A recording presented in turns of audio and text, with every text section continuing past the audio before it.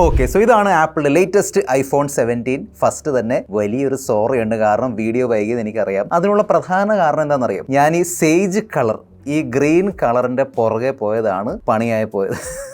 ഒരു black colour available ആയിരുന്നു, പക്ഷേ ഞാൻ പറഞ്ഞു ബ്ലാക്ക് വേണ്ട, എനിക്ക് സേജ് മതി. 2 ദിവസം കഴിഞ്ഞ് ചോദിച്ചപ്പോൾ ബ്ലാക്കും പോയി, സേജും ഇല്ല, ഒന്നുമില്ല. അങ്ങനെ 2 ആഴ്ചയ്ക്ക് ശേഷമാണ് ഈ സേജ് കളർ കിട്ടിയത്. ഇനി ഒരു കാര്യം എന്തായാലും തറപ്പിച്ച് പറയാൻ പറ്റും, ഈ വർഷം നല്ലോണം വിറ്റുപോകും ഫോർ ഷുവർ ഈ ഐഫോൺ 17. എന്നാൽ അടുത്ത വർഷം സെയിൽ ഓഫർ ടൈമിൽ this will be the sale king, ഒരു സംശയം വേണ്ട.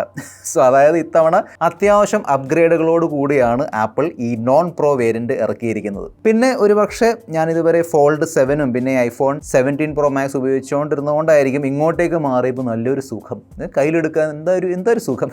നല്ല കോമ്പാക്ട് ഫാക്ടറും നല്ല സ്ലിം ആൻഡ് ലൈറ്റ് വെയിറ്റ് ആണ്. എനിവേ എല്ലാ ഡീറ്റെയിൽസ് ഷെയർ ചെയ്യാം, അതായത് എവിടെയൊക്കെ അപ്ഗ്രേഡ് വന്നിട്ടുണ്ട്, എവിടെയൊക്കെ ഇപ്പോഴും മിസ്സിംഗ് ആണ്, എല്ലാം കാര്യങ്ങളും ഷെയർ ചെയ്യാം. കൂടുതൽ സമയം വേസ്റ്റ് ചെയ്യാതെ ലെറ്റ്സ് റോൾ. സോ ഇത്തവണ അറിയാലോ 17 Pro Maxന്റെ ഡിസൈനിൽ നല്ല മാറ്റം വന്നിട്ടുണ്ടായിരുന്നു, പക്ഷേ ഇത് ഇപ്പോഴും എക്സാക്ട്ലി സെയിം ആണ്. അതായത് തിരിച്ചറിയാൻ ഭയങ്കര പാടാണ്. ഐഫോൺ 16 ആണോ 17 ആണോ, രണ്ടും ഏകദേശം ഒരുപോലെയാണ് ഇരിക്കുന്നത്. പക്ഷേ ഇത്തവണ ചില പുതിയ കളർ ഓപ്ഷൻസ് വന്നിട്ടുണ്ട്. Lavender, sage, mist blue, white and black. This sage is beautiful. അതായത് ഏറ്റവും ഡിമാൻഡിലുള്ള, ഞാൻ വാങ്ങിക്കാൻ പോയപ്പോൾ അവർ തന്നെ പറഞ്ഞാണ്, ഏറ്റവും ഡിമാൻഡിലുള്ള കളറാണ് sage. It's very very beautiful. പിന്നെ ഇത്തവണ ബാറ്ററി കപ്പാസിറ്റി ഉണ്ടല്ലോ, ലേശം പൊടിക്ക് കൂട്ടിയിട്ടുണ്ട്. 100 ചില്ലുവാനം mAh ആണ് കൂട്ടിയിരിക്കുന്നത്. പക്ഷെ നമ്മൾ പ്രോ സീരീസിൽ കണ്ട ഒരു 40 വാട്ടിന്റെ ചാർജിങ് ഉണ്ടല്ലോ, അതായത് 20 മിനിറ്റ് കൊണ്ട് 50%, ആ സെയിം നമുക്ക് ഈ ഐഫോൺ 17 കിട്ടുന്നുണ്ട്. ഭയങ്കര അടിമുടി super fast mega fast charging ഒന്നും പ്രതീക്ഷിക്കേണ്ട. പക്ഷേ ഐഫോൺ 16 വെച്ച് കമ്പയർ ചെയ്യുമ്പോൾ കുറച്ചും കൂടി ഫാസ്റ്റ് ആയിട്ട് ചാർജ് ചെയ്ത് കിട്ടും. പിന്നെ കഴിഞ്ഞ വർഷം ഉണ്ടായിരുന്ന ആക്ഷൻ ബട്ടൺ ആണെങ്കിലും റൈറ്റ് സൈഡിലുള്ള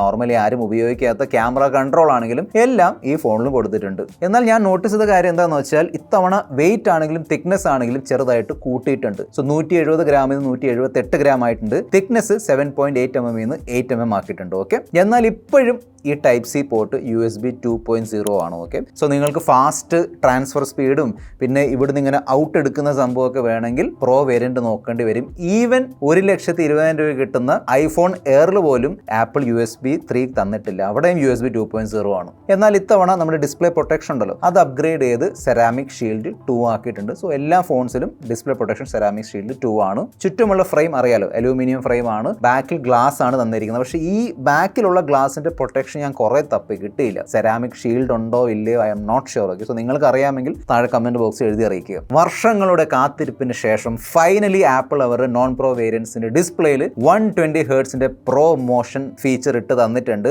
എന്തൊരു ആശ്വാസം. ആക്ച്വലി അതുകൊണ്ടായിരിക്കും ഞാൻ ഇതിൽ നിന്ന് നമ്മുടെ 17 Pro Max നിന്ന് ഇങ്ങോട്ടേക്ക് ഷിഫ്റ്റ് ചെയ്ത്, കംപ്ലീറ്റ്ലി ഷിഫ്റ്റ് ചെയ്തിട്ടില്ല, ഇതിന്റെ റിവ്യൂ പരിപാടി നടന്നുകൊണ്ടിരിക്കുകയാണ്. സോ ഇതാണ് ഞാനിപ്പോൾ യൂസ് ചെയ്യുന്നത്. പക്ഷേ ഒരു കുറച്ച് ദിവസത്തേക്ക് അല്ലെങ്കിൽ 1-2 ദിവസത്തേക്ക് ഇങ്ങോട്ടേക്ക് ഷിഫ്റ്റ് ചെയ്തപ്പോൾ ഡിസ്പ്ലേ അല്ലെങ്കിൽ അങ്ങോട്ടും ഇങ്ങോട്ടും ഇങ്ങനെ സ്വൈപ്പ് ചെയ്തപ്പോൾ ഒന്നും എനിക്ക് വ്യത്യാസം തോന്നിയില്ല. അല്ലെങ്കിൽ കഴിഞ്ഞ വർഷം വരെ കറക്റ്റ് അറിയാൻ പറ്റുമായിരുന്നു 60 ഹെർട്സ് ആണ്, ഇവിടെ 120 ഹെർട്സ് ആണ്. പക്ഷേ ഇത്തവണ ആ ഒരു സ്മൂത്ത്നെസ്സിൽ വരുന്ന ചെറിയൊരു ഡിലേ ഉണ്ടല്ലോ, അതെനിക്ക് ഇവിടെ ഫീൽ ആയില്ല. സോ തീർച്ചയായിട്ടും ആ ഒരു 120 ഹെർട്സിന്റെ വ്യത്യാസം നിങ്ങൾക്ക് അറിയാൻ പറ്റും. ഞാൻ ആക്ച്വലി ഭയങ്കര സർപ്രൈസ്ഡ് ആയിരുന്നു ലോഞ്ച് ഇവന്റിൽ. അതായത് ഞാൻ ഒരിക്കലും വിചാരിച്ചില്ലായിരുന്നു 120 ഹെർട്സിന്റെ അതും LTPO ഡിസ്പ്ലേ തരുമെന്ന്. ഞാൻ വിചാരിച്ചു ഒന്നെങ്കിൽ 90 ഹെർട്സ് ആക്കും, അല്ലെങ്കിൽ കൂടിപ്പോയാലും 120 ഹെർട്സിന്റെ LTPS ആയിരിക്കും, അതായത് 30 ഹെർട്സ് ടു 120 ഹെർട്സ് റിഫ്രഷ് ചെയ്യുള്ളൂ. സോ ഇതിൽ ഓൾവേസ് ഓൺ ഡിസ്പ്ലേ ഒന്നും ഉണ്ടാവില്ല, അത് പ്രോ ഫോൺസിൽ മാത്രമേ ഉണ്ടാവുള്ളൂ. പക്ഷെ അങ്ങനെയൊന്നുമല്ല. ഈ വർഷം 17 Proയിൽ വന്നിരിക്കുന്ന exactly same pro level display ആണ് ആപ്പിൾ ഈ ഐഫോൺ 17 തന്നിരിക്കുന്നത്. It's very nice, good job. പിന്നെ യെസ്, കഴിഞ്ഞ വർഷം 16 6.1 ഇഞ്ചിന്റെ ഡിസ്പ്ലേ ആയിരുന്നു.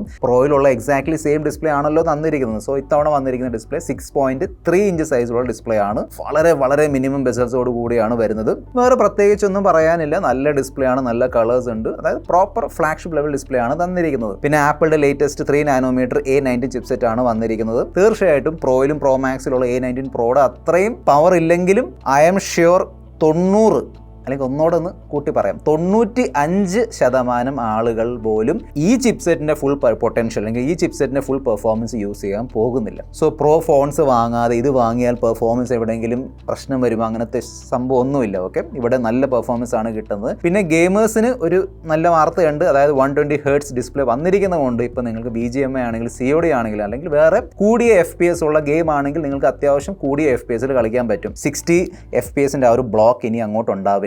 പക്ഷേ ഞാൻ BGMI എടുത്ത് നോക്കിയിരുന്നു.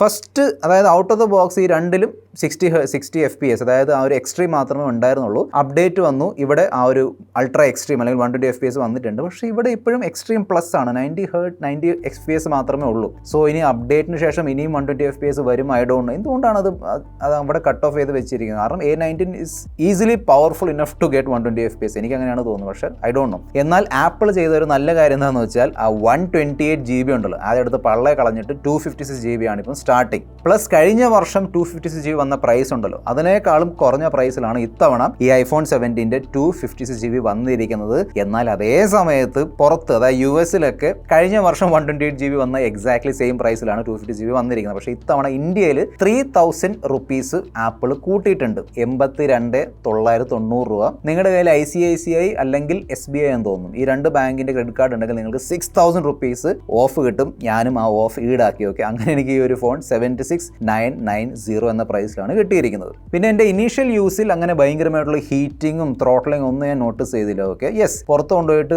വീഡിയോ ഒക്കെ 4K വീഡിയോ ഒക്കെ ഷൂട്ട് ചെയ്യുമ്പോൾ ചെറിയൊരു വാംത്ത് എന്തായാലും ഫീൽ ആവും. Okay, that is there. പക്ഷേ അനാവശ്യമായിട്ടുള്ള ഇൻസ്റ്റാഗ്രാമും ട്വിറ്ററൊക്കെ യൂസ് ചെയ്യുമ്പോൾ എൻ്റെ ഇനീഷ്യൽ യൂസിൽ എന്തായാലും എനിക്ക് അങ്ങനെ ഹീറ്റിങ്ങും കാര്യങ്ങളും ത്രോട്ടലിംഗ് ഒന്നും ഞാൻ ഫേസ് ചെയ്തില്ല. എന്തായാലും ഇതിൻ്റെ ഡീറ്റെയിൽഡ് റിവ്യൂ ഞാൻ ഇടുന്നതായിരിക്കും, അവിടെ ഡീറ്റെയിൽ ഷെയർ ചെയ്യാം, ലോങ് ടേം യൂസിൽ എന്തെങ്കിലും ഹീറ്റിംഗ് കാര്യങ്ങളൊക്കെ ഉണ്ടോ എന്ന്. പിന്നെ അറിയാലോ, പുതിയ ലിക്വിഡ് ഗ്ലാസ് ഡിസൈനിൽ വരുന്ന iOS 26 ഒക്കെ ഇവിടെ തന്നിട്ടുണ്ട്. ഒരു കാര്യം എന്തായാലും എടുത്ത് പറയണം, ഇനീഷ്യലി ചെറിയൊരു ബഗ് കാര്യങ്ങളൊക്കെ ഉണ്ടായിരുന്നു. അതായത് അത്യാവശ്യം, അതായത് നമ്മൾ ഈ സ്വൈപ്പ് അപ്പ് ചെയ്യുമ്പോൾ ചിലപ്പോഴൊക്കെ മറ്റേ നമ്മുടെ ഐക്കണിൻ്റെ ഫോട്ടോ ഉണ്ടാവില്ല, ഒരു ഫ്രെയിം സ്വൈപ്പ് അപ്പ് ചെയ്ത് കഴിഞ്ഞാൽ പിന്നെ ഒരു ഫ്രെയിം നമുക്ക് അറിയാൻ പറ്റും, ഒരു ഫ്രെയിമിൽ ടെക്സ്റ്റ് മാത്രമേ ഉള്ളൂ, ഐക്കണിൻ്റെ പേര് മാത്രമേ ഉള്ളൂ, ഐക്കൺ ഉണ്ടാവില്ല. അങ്ങനത്തെ ചെറിയ അവിടെ ചെറിയ ബഗ്സും കാര്യങ്ങളൊക്കെ ഉണ്ടായിരുന്നു.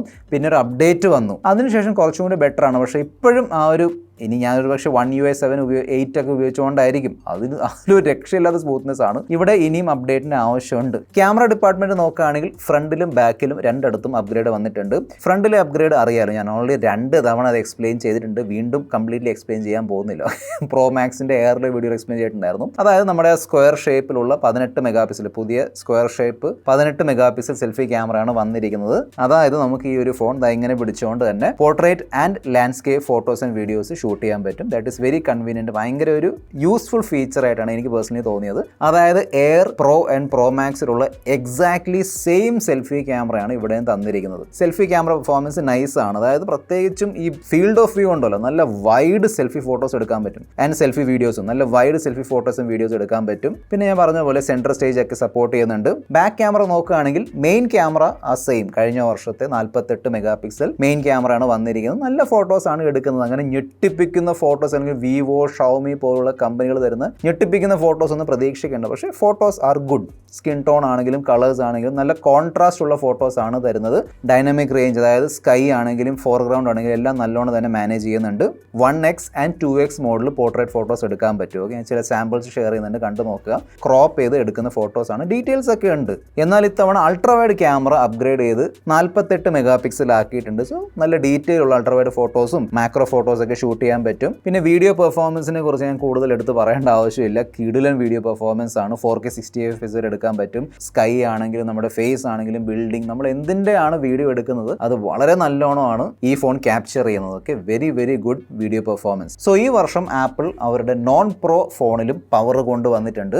Yes, design in hand feel കാര്യങ്ങളൊക്കെ എക്സാക്ട്ലി സെയിം ആണെങ്കിലും 120 ഹെർട്സിൻ്റെ പ്രൊമോഷൻ ഡിസ്പ്ലേ, പുതിയ A19 ചിപ്സെറ്റ്, പുതിയ 48 മെഗാപിക്സൽ അൾട്രാവൈഡ്, പുതിയ 18 മെഗാപിക്സൽ സെൻട്രൽ സ്റ്റേജ് ഉള്ള സെൽഫി ക്യാമറ, കുറച്ചും കൂടി ഫാസ്റ്റർ ചാർജിങ്, ഇതെല്ലാം വന്നിട്ടുണ്ട്. സോ തീർച്ചയായിട്ടും ഞാൻ റെക്കമെൻഡ് ചെയ്യും. ഐ തിങ്ക് ഇത്തവണ വന്നിരിക്കുന്ന iPhone 17 സീരീസ് ഉണ്ടല്ലോ, അതിൽ one of the best phones ആയിരിക്കും iPhone 17, അല്ലെങ്കിൽ one of the best value for money. അതായത് ആപ്പിളിൻ്റെ പോയിന്റ് ഓഫ് വ്യൂ നോക്കുകയാണെങ്കിൽ one of the best value for money phone ആയിരിക്കും iPhone 17. അതുകൊണ്ടാണ് ഞാൻ പറഞ്ഞത് ഈ വർഷം എന്തായാലും നല്ലോണം വിറ്റുപോകും. അടുത്ത വർഷം സെയിലിലൊക്കെ വരുമ്പോൾ ചൂടപ്പം പോലെ വിറ്റുപോകാൻ പോകുന്ന ഫോണാണ് ഈ iPhone 17, നോ ഡൗട്ട്. സോ ഈ iPhone 17 ആണെങ്കിലും ഈ 17 Pro Max ആണെങ്കിലും രണ്ടിൻ്റെയും ഡീറ്റെയിൽഡ് റിവ്യൂ വരുന്നുണ്ട്. അത് മിസ്സാവാതിരിക്കാൻ വേണ്ടി സബ്സ്ക്രൈബ് മറക്കണ്ട. This your friend mister perfect signing off. By.